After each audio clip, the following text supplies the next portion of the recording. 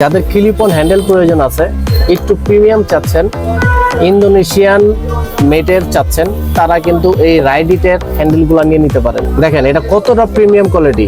এটার মধ্যে কিন্তু এখানে বুশ দেওয়া আছে, দেখেন এই হ্যান্ডেলের ভিতরে কিন্তু বুশ দেওয়া আছে, সেই সাথে এখানে আরো এক সেট বুশ দেওয়া আছে।